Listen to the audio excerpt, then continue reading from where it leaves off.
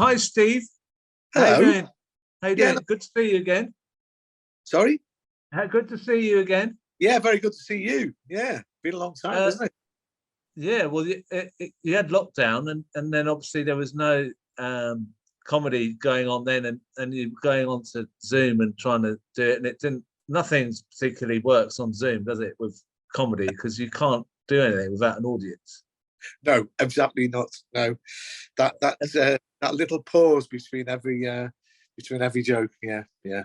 So the comedy clubs must have been pretty badly hit by COVID, and Uh, also the comedians were not getting any work. So I mean, that must have been a really tough time for a year yeah, and a half. we were wiped out. We I didn't work for virtually 18 months. And that is very hard financially. So a lot of comedians in the same boat. We were just yeah, hit really hard by it. It was a bit of a depressing time, really. But we're out of it now. We're out. We're Yeah, back. well, you look quite chirpy about that, but then this week the Queen died on was it Yeah, Thursday? yeah, Or was it Friday? I can't remember. Thursday. yeah. And she obviously lots of people said about that, but some of the gigs went ahead the same night, and one of them was with Kevin Bridges, who incidentally was the headliner at the first gig I ever did when I was just an open mic Really? spot. Oh, Yeah, wow. yeah.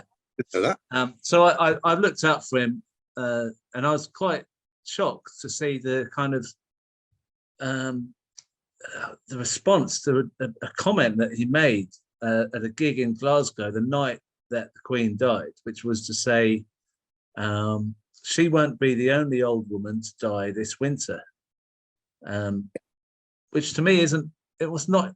It's not really even a. It's not really even a joke, is it? I think it's a pretty good joke.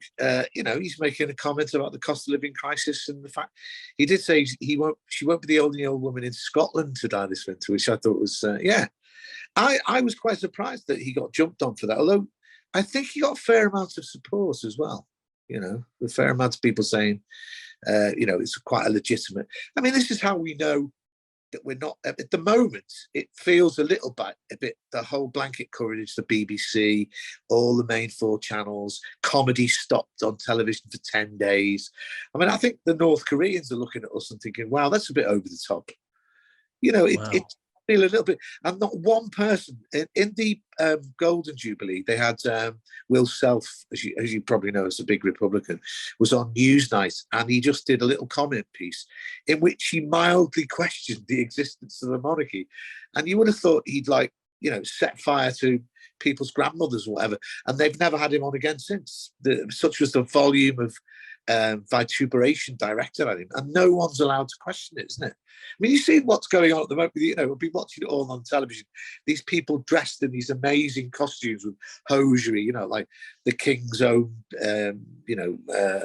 trampolinist or whatever, going 3 cheers for His Majesty, and the pomp and ceremony, and also the weirdness of it. It's weird. And it's 2022, and it feels like it's 1322 sometimes. Well, that's the tradition of the monarchy, isn't it? Because it goes back so far. They're probably trying to bring back that Yeah, reverence for the throne. But yeah, yeah, but Kevin Bridges, there's a possibility he could be sort of cancelled by possibly some TV shows might not want him on. They might get people phoning up saying you can't have that guy on or something like that. I mean, does that worry you? Because comedy yeah, is about saying stuff that yeah. isn't said, or you know. I mean, I think that is very worrying, and it's insane in a sense. That um, I also heard that one of the reasons, people are, you know what Twitter's like, but people are saying, oh, the reason that one of the reasons behind cancelling all football fixtures for the whole of this weekend, and incidentally, they're talking about next weekend as well, was they were frightened that Scouse football supporters would boo the national anthem. And I thought, well, we live ostensibly we're supposed to live in a democracy and free speech. So if they want to do that, they should be allowed to do that. You might not agree with it, but that's their right, and they shouldn't be carted off to prison or blacklisted or any of those things simply for expressing a different opinion to the prevailing one. And that's exactly the same as the Kevin Bridges joke.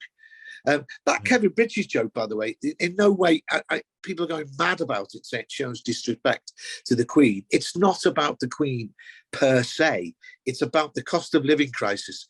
And I think it's got a lovely satirical edge to it. And that's, you should be able to say that.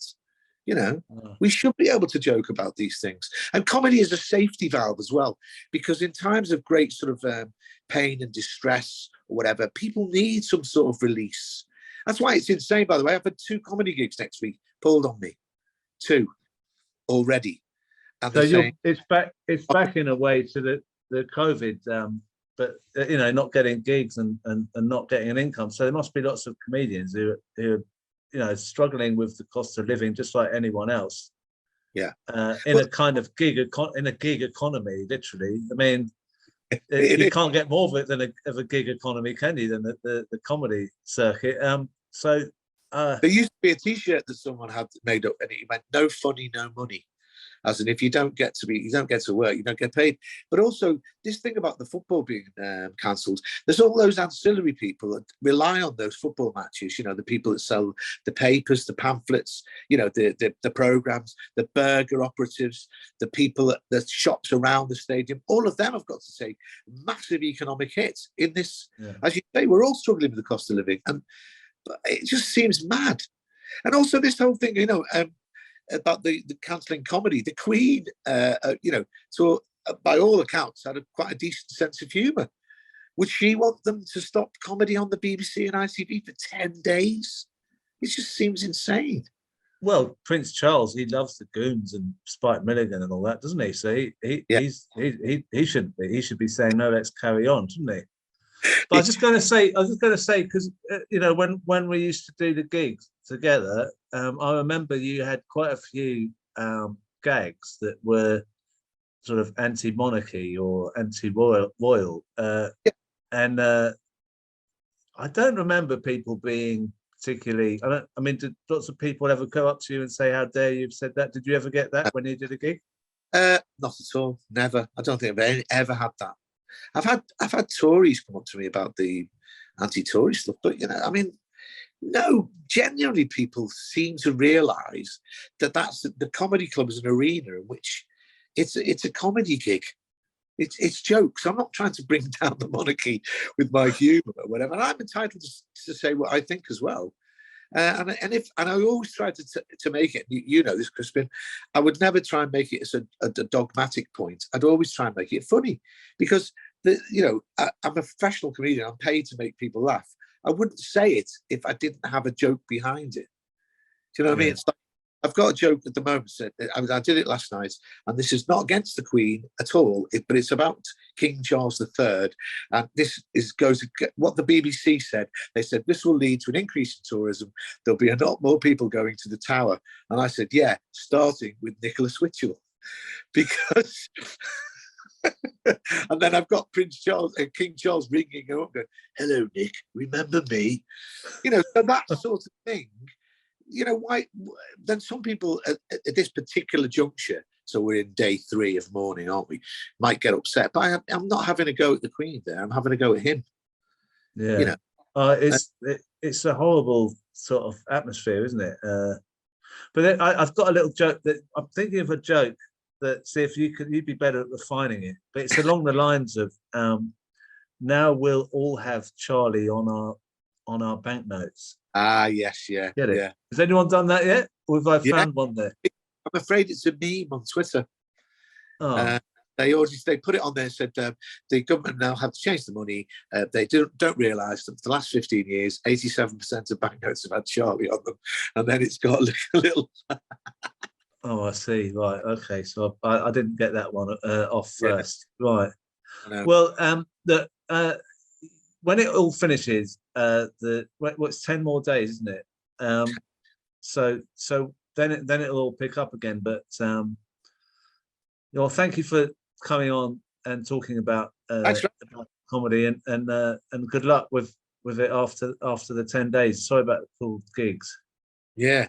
Yeah. Okay. Thanks, Crispin. Cheers, mate.